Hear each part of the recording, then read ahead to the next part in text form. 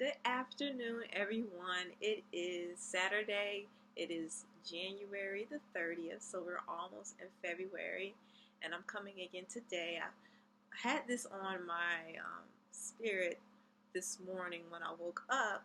I was just thinking about it, and I felt the need to share. Because a lot of times when we are starting our, journey to being vegetarian or being vegan or um, doing raw, you know, and you're starting to go through the changes and where the changes that are physical, mental, and spiritual, and you may have family, friends, or just random people may see the difference that they're seeing the changes that you're going through, and even if they don't see the changes, they may feel like it's extreme. Is it extreme? Is it kind of like, are you doing this for the sake of health, or just as a fad, or just whatever they may be thinking it is. And I'm here to clear it up from my perspective. This is something that me and my husband, we tend to talk about a lot, because some people don't get it, and I can understand that, especially when we live in a society where the norm is the standard American diet. So I can understand that perspective. But there are people out there that have been vegan all their lives or have been raw all their lives. There are people out there. So to them, an American diet, a standard American diet, could be an extreme for them. So I feel like it's all about perspective. It's all about mindset. It's all about what paradigm you in, And I know for me, it's a very personal thing. It's a very spiritual thing, and it took me, you know, going through my journey, because I've been vegan for 3 years. It'll be four when I started my journey August 2012, right before my 27th birthday. I started my journey to on this journey, this path. And I feel like I was on that path before I even made the conscious decision to, like, this is it. No more. I'm not going to, eat this way anymore. It was before then. It's a calling deeper than that. And for me, the few months into eating more raw, and for those who don't know what raw is eating mostly fruits, eating fruits and vegetables, and it's pretty much in its natural state. You could have like gourmet, raw, where you can make it, fancy. You tend to see those in the restaurants and a lot of times people may make dishes that imitate things that they may have eaten back when they may have eaten meat, or back when they ate vegan, but it was cooked. But it's fruits and vegetables that are not cooked. And you also eat nuts and seeds and sprouts and stuff like that. So, and it's a lot. It's not you're not being restricted. That's, to me, is a myth that there's a restriction to your diet when you're eating raw. No, actually, there is so much variety. You just have to step outside of your box and step outside of your comfort zone and understand that there is so much creativity out there that you can do in your kitchen, in your home, in regards to that. But back to what I was saying about back when I started, like maybe a few months into my eating more raw, and I started eating more raw last May. But I remember taking a bath, taking a sea salt bath, and I was like, and I finally got it. It was like a click in my head, like the reason why I decided not to eat meat anymore and to just change my diet up was because of spirituality, and how high vibrational plant-based food is, because we all are energy, and the food we eat, there's energy in that. My one of my mentors, Nubia I Sutton, she says this, and it makes so much sense. It just reiterated what I already, kind of clicked in my head when I was in that tub. Like, raw foods is is a way to connect you to the source. Eating plant-based foods is a way to connect you to the source, meaning the universe, your ancestors, whatever. It's just a way to connect to that high dimensional state of being. It's a way to do that. And I understood that through the food I was eating. And that's why I said that I was on this path before I actually started it. I was on this path. It was just the things that were coming together, the things that I was going through, the experiences that I was going through was preparing me for where I am now. And I'm still on that journey, and I'm still on that path. And it's a beautiful thing. I know for me, I feel so much more connected to nature. And also fasting. That's another thing. You can fast in a variety of ways. To me, fasting, my definition of fasting is just doing something, is getting out of the habit of doing something that you're used to doing.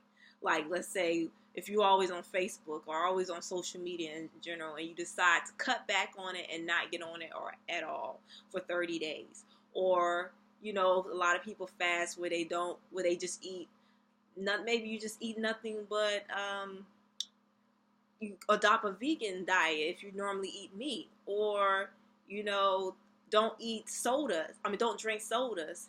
It could be whatever, just taking away something that you're used to doing. It's like breaking a habit in some ways, if you think about it. But it's very deep because it causes a shift.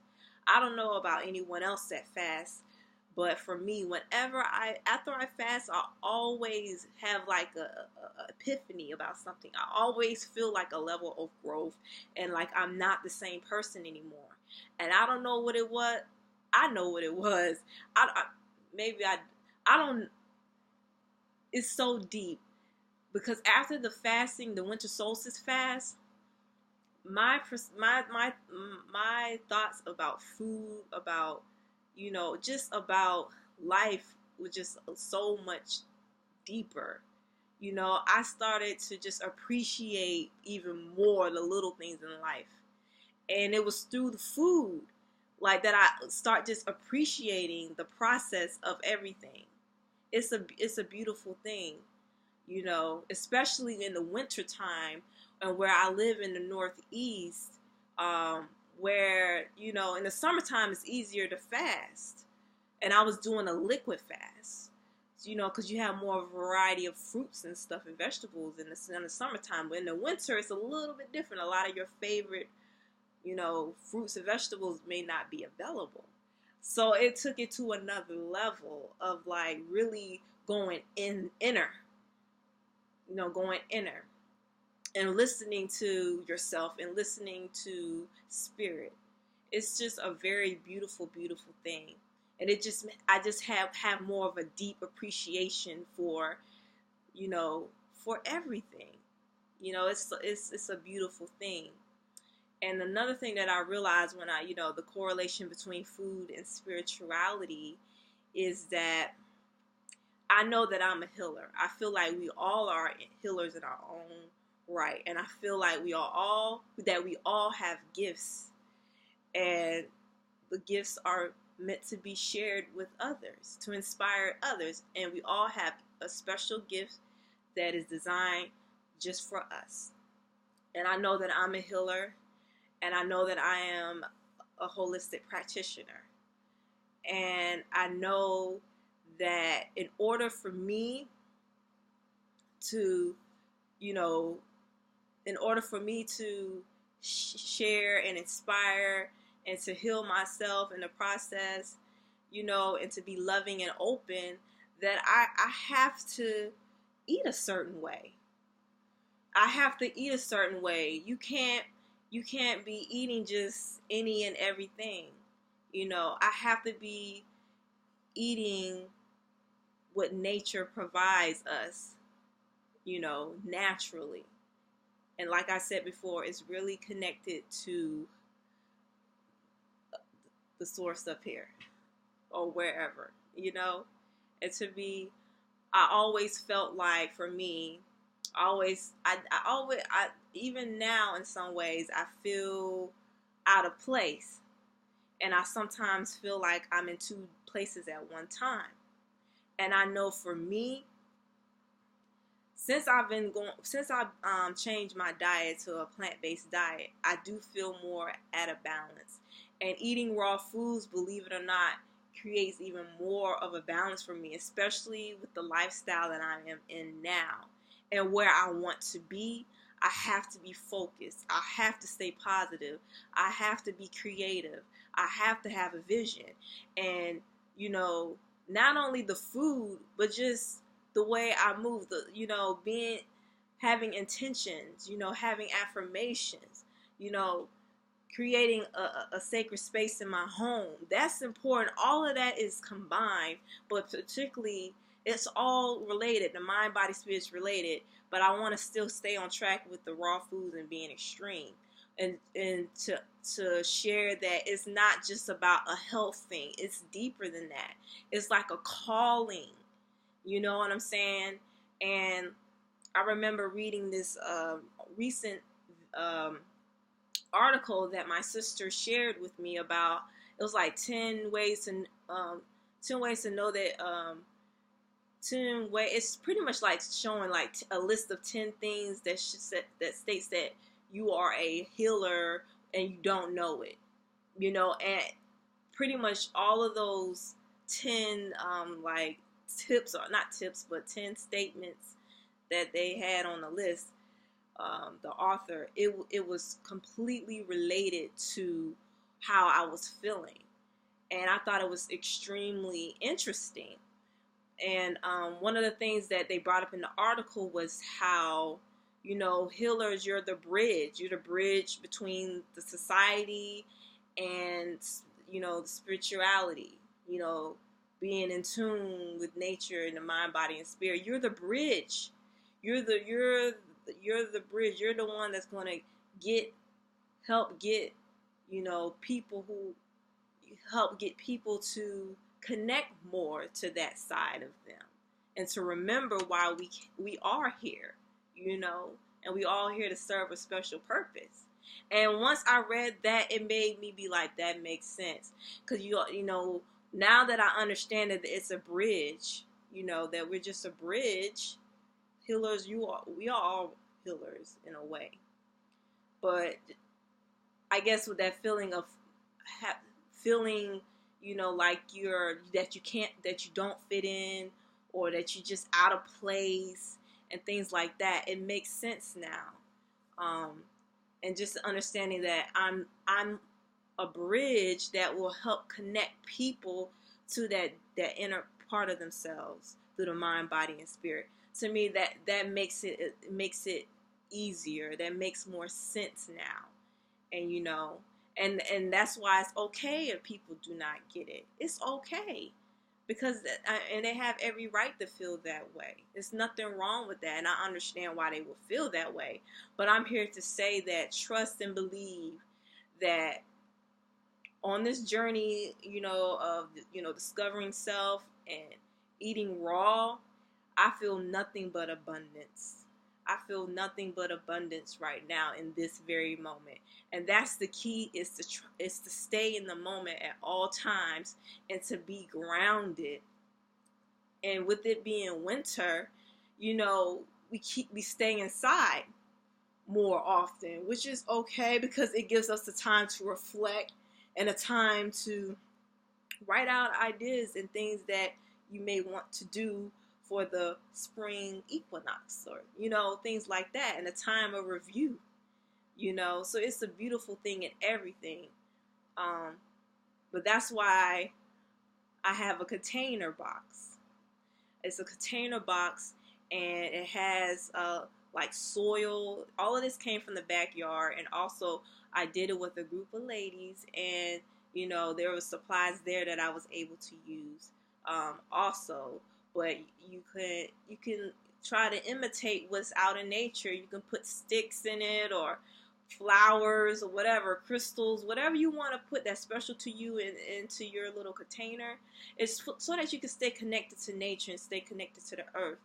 I have it right here, but because this is not like an actual video camera, well, mine is, I've been using mine, so it doesn't look all.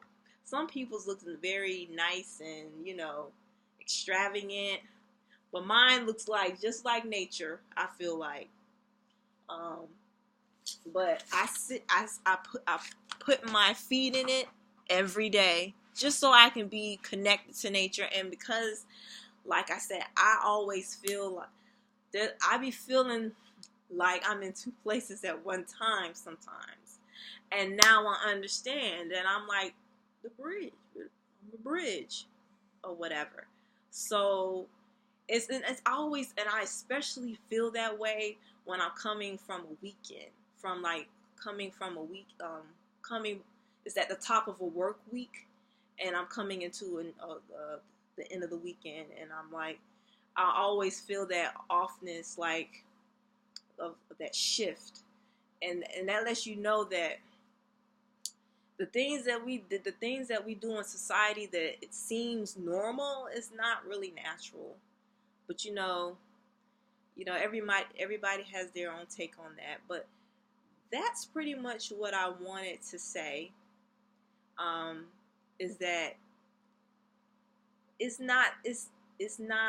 all about your preference, but it's not extreme depending on what your mindset is and what you think and what your belief system is. And for those who can relate to what I'm talking about, just keep pressing on and keep being true to who you are. I have a video about that, about being true to who you are no matter what or whatever. Do not let anybody get in the way, because you're on the path of greatness.